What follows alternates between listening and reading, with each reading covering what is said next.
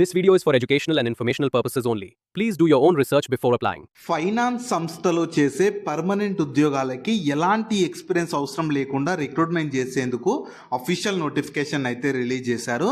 వీటికి సెలెక్ట్ అయితే స్టార్టింగ్లోనే అన్ని అలవెన్సెస్ కలుపుకొని మంత్లీ 70,000 వరకు శాలరీ పొందొచ్చు. Both Andhra Pradesh and Telangana male and female candidates అందరూ ఎలిజిబుల్ ఉంటారు.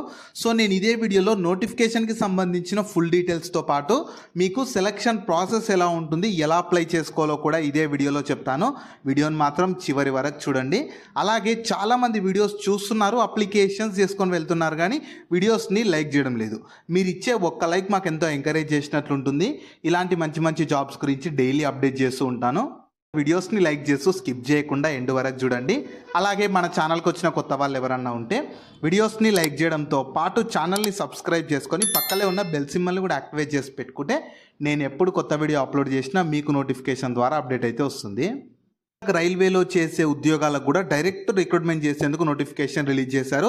మన ఆంధ్రప్రదేశ్లో ఉన్న వైజాగ్ రైల్వేలోనే, విశాఖపట్నం రైల్వేలోనే మీరు పోస్టింగ్ పొందొచ్చు. వీటికి సెలెక్ట్ అయితే స్టార్టింగ్లోనే 57,000కి పైగా శాలరీ పొందే జాబ్స్ కూడా ఇందులో ఉన్నవి. ఎలాంటి అప్లికేషన్ ఫీ లేదు, ఎలాంటి ఎగ్జామ్ పెట్టకుండా కేవలం సర్టిఫికేట్లను చూసి ఎంపిక చేస్తారు. మినిమం 10th క్లాస్ పాస్ అయిన వాళ్ళకు కూడా ఇందులో వేకెన్సీస్ ఉన్నవి. దీనికి సంబంధించి కూడా నేను డీటెయిల్ వీడియో చేశాను. ఆ వీడియో మన ఛానల్లో ఉంటుంది. అదే వీడియో లింక్ని పైన ఇక్కడ కార్డ్స్లో కూడా ఇస్తాను. ఒకసారి ఇది కూడా డీటెయిల్గా చూసేసి ఇంట్రెస్ట్ అండ్ ఎలిజిబిలిటీ ఉన్న వాళ్ళు ఈ ఆపర్చునిటీని కూడా యూటిలైజ్ అయితే చేసుకోండి. మినిమం ఏజ్ 30 years ఏజ్ ఉన్నా కూడా ఈ నోటిఫికేషన్కి ఎలిజిబుల్ ఉంటారు. అండ్ ఏజ్ లిమిట్కి వచ్చేసరికి cut off date 18th June 2026 ఉంటుంది. అంటే ఆ డేట్ వరకు ప్రతి ఒక్కరికి మీకు మ్యాక్సిమం 30 years ఉండాలి. అదే అంటే జనరల్ వాళ్ళకి 30 years ఉంటుంది. ఎస్సీ వాళ్ళకైతే 5 years ఏజ్లో రిలాక్సేషన్ ఉంటుంది. 35 years ఉన్న ఎస్సీ ఎస్టీ వాళ్ళు ఎలిజిబుల్ ఉంటారు.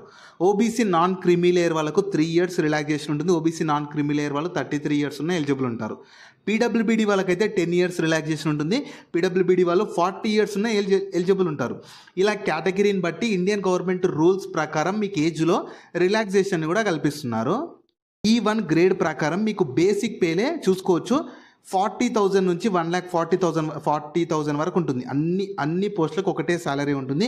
డిఫరెంట్ డిసిప్లిన్స్లో వేకెన్సీస్ ఉన్నాయన్నమాట. అన్ని వాటికి E1 గ్రేడ్ ప్రకారమే మీకు శాలరీ ఉంటుంది.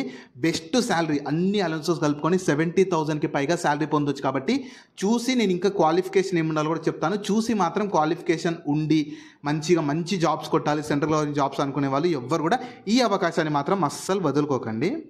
నెక్స్ట్ మీకు ఉండాల్సిన క్వాలిఫికేషన్ మాత్రం కొంచెం స్పెసిఫిక్గా క్వాలిఫికేషన్ అడుగుతున్నారు. క్లియర్గా చూడండి. ఒకవేళ ఇప్పుడు నేను చెప్పబోయే క్వాలిఫికేషన్ ఈ వీడియో చూసిన మీకు లేకపోయినా సరే మీ ఫ్రెండ్స్ అండ్ ఫ్యామిలీ మెంబర్స్లో ఖచ్చితంగా ఎవరికన్నా ఉంటే వాళ్ళకి వీడియో షేర్ చేయండి, చాలా యూజ్ అయితే అవుతుంది. First finance. ఈ ఫైనాన్స్ డిసిప్లిన్ వేకెన్సీకి అయితే మీరు CA కానీ CMA చేసిన వాళ్ళు ఎలిజిబుల్ ఉంటారు. ఈ ప్రాజెక్ట్స్ వేకెన్సీస్కి అయితే B లేదా బీటెక్ ఇన్ సివిల్లో కానీ, ఎలక్ట్రికల్లో కానీ, ఎలక్ట్రికల్ అండ్ ఎలక్ట్రానిక్స్లో కానీ, ఎలక్ట్రానిక్స్ అండ్ కమ్యూనికేషన్లో కానీ, ఎలక్ట్రానిక్స్లో కానీ, మెకానికల్ ఇంజనీరింగ్తో పాటు 60% ఆఫ్ మార్క్స్ వచ్చే చాలు మీరు ఎలిజిబుల్ ఉంటారు.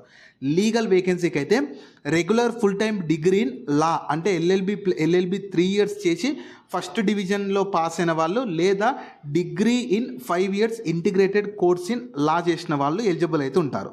తర్వాత కంపెనీ సెక్రటరీ వేకెన్సీస్కి అయితే గ్రాడ్యుయేట్ ఇన్ అసోసియేట్ కానీ లేదా ఫెల్లో మెంబర్షిప్ చేసిన వాళ్ళు ఎలిజిబుల్ ఉంటారు. ఐటీ వేకెన్సీకి అయితే B లేదా బీటెక్ ఇన్ కంప్యూటర్ సైన్స్ చేసి 60% ఆఫ్ మార్క్స్ వచ్చిన వాళ్ళు ఎవరైనా ఎలిజిబుల్ ఉంటారు. స్పెసిఫిక్ క్వాలిఫికేషన్ అడుగుతున్నారు కాబట్టి కాంపిటీషన్ కూడా తక్కువ ఉంటుంది. అంటే ఈ క్వాలిఫికేషన్ ఉన్న వాళ్ళు మాత్రమే ఎలిజిబుల్ ఉంటారు. కాబట్టి చూసి ఈ క్వాలిఫికేషన్ మీకు కనుక ఉంటే మాత్రం అవకాశాన్ని మిస్ చేసుకోకండి. నెక్స్ట్ మీకు సెలక్షన్ ప్రాసెస్ ఎలా ఉంటుందంటే ఫస్ట్ అప్లై చేసుకున్న వాళ్ళకు CBT computer based test conduct చేస్తారు.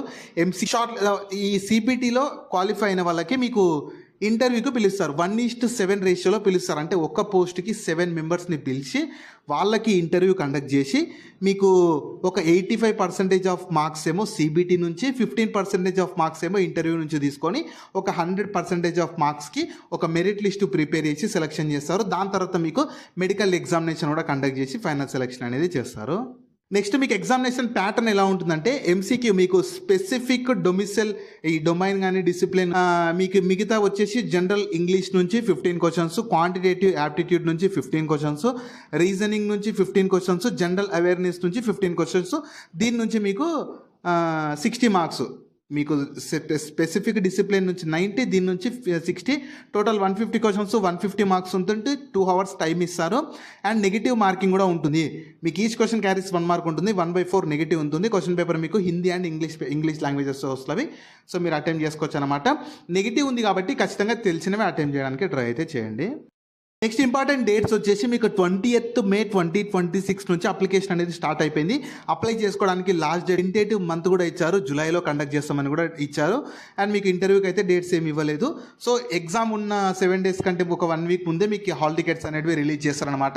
చూసి అర్హత ఉంటే మాత్రం వెంటనే అప్లై చేసుకోండి. మీకు ఎగ్జామ్ కూడా జూలైలోనే కండక్ట్ చేసి రిక్రూట్మెంట్ ప్రాసెస్ కూడా వితిన్ 2-3 monthsలోనే కంప్లీట్ చేస్తారు. కాబట్టి అవకాశాన్ని మాత్రం ఎవరు కూడా మిస్ చేసుకోకండి. సో మీకు అప్లికేషన్ ఫీ కూడా ఛార్జ్ చేస్తున్నారు. అందరికీ అయితే లేదు. SC, ST, PWBD వాళ్ళకు ఎలాంటి అప్లికేషన్ ఫీ లేదు. మిగతా వాళ్ళకి 1000 రూపీస్ ఉంటుంది. ఇది చార్జ్ చేస్తున్నారు. మీరు బయట ఎక్కడ చేయాల్సిన అవసరం లేదు. వీళ్ళ అఫీషియల్ వెబ్సైట్లోనే రిజిస్టర్ చేసుకొని అప్లికేషన్ చేసుకునేటప్పుడు చేసేస్తే సరిపోతుంది. అప్లికేషన్ ప్రాసెస్ ఫస్ట్ నేను చెప్తాను, దాని తర్వాత చూపిస్తాను. ఫస్ట్ ఏంటంటే ఇక్కడ ఇచ్చిన వీళ్ళ అఫీషియల్ వెబ్సైట్కి వెళ్ళాలి. ఈ అఫీషియల్ వెబ్సైట్ని మీరు గూగుల్లో సెర్చ్ చేసిన వస్తుంది. కింద డిస్క్రిప్షన్లో కామెంట్ సెక్షన్లో కూడా పిన్ చేస్తాను. మీరు అక్కడ నుంచి అంటే మీకు ఆల్రెడీ అకౌంట్ ఉంటేనేమో డైరెక్ట్ లాగిన్ అయిపోవచ్చు. లేదంటే మీరు రిజిస్ట్రేషన్ చేసుకోవాలన్నమాట. సో రిజిస్ట్రేషన్ చేసుకున్నాక మీరు ఆ లింక్ని డిస్క్రిప్షన్లో అక్కడ నుంచి యాక్సెస్ చేసుకోవచ్చు. రిజిస్ట్రేషన్ చేసుకున్నాక మళ్ళీ లాగిన్ అయిపోవాలి. డీటెయిల్స్ అన్ని ఫిల్ చేశాక లాస్ట్కి కేటగిరీని బట్టి ఫీ ఉన్న వాళ్ళకి ఫీ వస్తుంది. అది చేసి సబ్మిట్ చేశాక మీకు అప్లికేషన్ని సబ్మిట్ చేసినట్లు ఫామ్ వస్తుంది.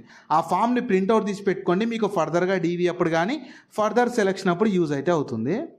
జాబ్ లింక్ని వీడియో కింద డిస్క్రిప్షన్లో అలాగే కామెంట్ సెక్షన్లో పిన్ చేసా. ఫస్ట్ లింక్ ఓపెన్ చేస్తే ఇలా వెబ్సైట్ ఓపెన్ అవుతుంది. అందులో జాబ్ ఫుల్ డీటెయిల్స్ ఉంటాయి. చూసాక కిందకి స్క్రోల్ చేస్తే నోటిఫికేషన్ PDF ఉంటుంది. దాన్ని డౌన్లోడ్ చేసుకొని డీటెయిల్స్ అన్ని చెక్ చేశాక కిందనే అప్లై లింక్ ఉంటుంది. దానిపైన క్లిక్ చేస్తే ఇలా స్క్రీన్ మీద కనిపిస్తున్నట్లు వీళ్ళ అఫీషియల్ వెబ్సైట్ అయితే ఓపెన్ అవుతుంది. కిందకి స్క్రోల్ చేయలే. మీకు ఆల్రెడీ అకౌంట్ ఉంటేనేమో డైరెక్ట్ ఆల్రెడీ రిజిస్టర్డ్ లాగిన్ పైన క్లిక్ చేయండి. అకౌంట్ లేకపోతే రిజిస్టర్డ్ పైన క్లిక్ చేయాలన్నమాట. అంటే ఇంటర్ఫేస్లో వస్తుంది. మీ అప్లికేషన్ నెంబర్, యూజర్ ID కానీ పాస్వర్డ్ ఎంటర్ చేసి లాగిన్ అయిపోవాలి. అకౌంట్ లేని వాళ్ళు న్యూ రిజిస్ట్రేషన్ పైన క్లిక్ చేసి ఇలా వస్తుందన్నమాట.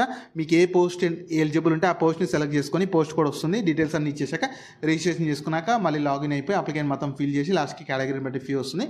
అది కూడా చేశాక లాస్ట్కి సబ్మిట్ చేసి అప్పుడే మీ అప్లికేషన్ కంప్లీట్ అయిపోతుంది. వాళ్ళు ఫర్దర్గా మీకు జూలైలో ఎగ్జామ్స్ కండక్ట్ చేసి సెలెక్షన్ చేసి జాబ్ అయితే ఇస్తారు.